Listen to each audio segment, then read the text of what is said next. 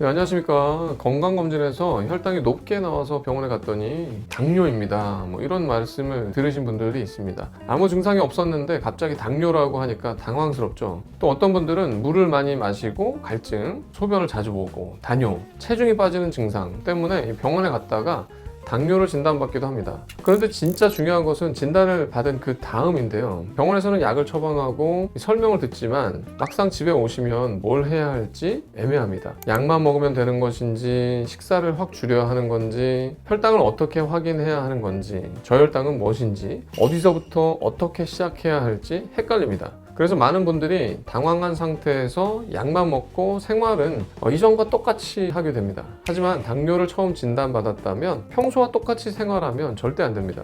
그래서 당뇨를 처음 진단받았다면 평소 생활을 그대로 두기보다는 우선순위를 정해서 하나씩 바꿔 나가셔야 합니다. 오늘은 집에서 가장 먼저 시작해야 할 3가지를 한번 말씀드릴까 합니다. 당뇨를 처음 진단받았을 때 가장 먼저 무엇부터 해야 할까요? 첫 번째는 내 혈당을 직접 확인하는 것입니다. 처음 당뇨를 진단받은 분들께서 혈당을 직접 확인해 보셔야 한다고 말씀드리면 병원에서 피검사를 했는데 집에서도 꼭 확인해야 하나요? 이렇게 생각하시고 말씀하시는 분들이 많습니다. 그런데 당뇨는 이 숫자로 확인해야 하는 질환인데요. 내가 괜찮은 것 같다고 해서 느낌이 괜찮다 해서 혈당이 괜찮은 것은 아니고 몸이 조금 피곤하다고 해서 무조건 혈당이 높거나 낮은 것도 아닙니다. 중요한 것은 어떤 방법이든 내 혈당을 직접 관리하고 확인하는 것입니다. 혈당을 확인하지 않으면 내 몸이 지금 괜찮은 방향으로 가고 있는지, 높은지 낮은지, 아니면 조절이 되고 있는지 안 되는지는 알 수가 없습니다.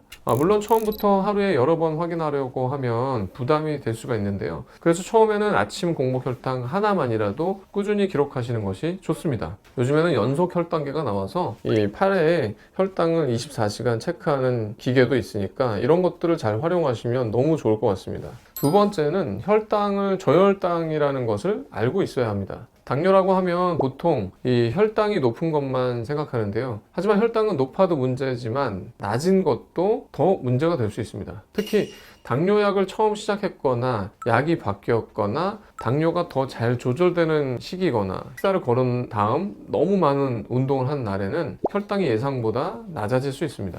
이때 저혈당 증상이 올 수가 있습니다.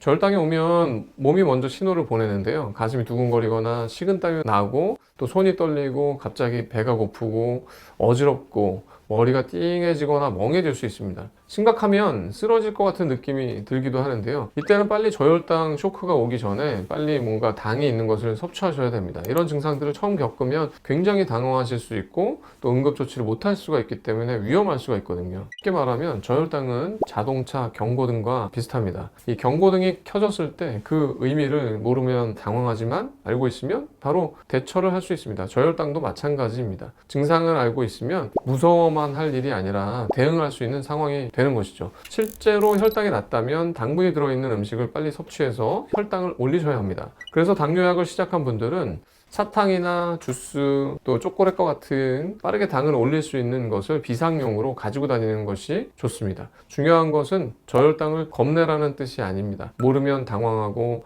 알면 대처할 수 있습니다. 처음 당뇨약을 시작할 때는 혈당이 높아지는 것뿐만 아니라 낮아지는 상황도 반드시 알고 있으셔야 합니다. 세 번째는 식사를 거르지 않고 규칙적으로 드시는 것입니다. 당뇨를 처음 진단받으면 많은 분들이 식사량부터 확 줄이려고 하는데요. 처음 당뇨를 진단받았을 때는 식사량보다 먼저 잡아야 할 것들이 있습니다. 바로 식사 리듬입니다. 쉽게 말하면 굶었다가 몰아서 먹는 패턴을 피하는 것인데요. 식사를 거르거나 공복 시간이 너무 길어지면 혈당이 예상보다 낮아질 수 있습니다. 특히 당뇨약을 복용하시고 치료받는 분들은 저혈당의 위험이 더 커질 수 있습니다.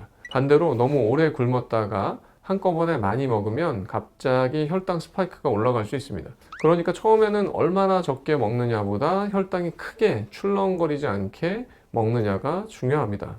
오랫동안 굶었다가 많이 먹고 배가 고파서 빵이나 떡, 과자, 음료를 찾고 그러다 혈당이 확 올라가고 또 다시 약이나 활동량 때문에 혈당이 떨어지고 이런 식으로 혈당이 오르락 내리락 하면 당뇨 관리가 더 어려워집니다. 그래서 당뇨 식사는 굶는 식사가 아니라 혈당을 안정적으로 유지하는 식사입니다. 즉 일정한 시간에 과하지 않게 또 균형 있게 드시라는 뜻입니다. 식사 간격이 너무 길어지면 중간에 작은 간식을 준비하는 것도 방법입니다. 이렇게 해야 저혈당도 줄이고 식후에 혈당이 갑자기 튀는 것이 줄어들고 또 당뇨 관리를 꾸준히 이어갈 수 있습니다. 당뇨를 처음 진단받으면 누구나 걱정이 됩니다. 하지만 이 처음부터 모든 것을 완벽하게 하려고 하면 오히려 더 막막해질 수가 있습니다. 그럴 때는 먼저 오늘 말씀드린 이 세 가지부터 한번 실천해 보시기 바랍니다. 첫 번째, 내 혈당을 확인할 것. 두 번째, 저혈당 증상을 알고 대비할 것. 세 번째는 식사를 거르지 말고 규칙적으로 할 것. 당뇨 진단을 받고 걱정이 많으셨다면 오늘 말씀드린 이 세 가지부터 하나씩 실천해 보시기 바랍니다. 오늘 내용이 도움이 되셨다면 구독과 좋아요 부탁드립니다. 감사합니다.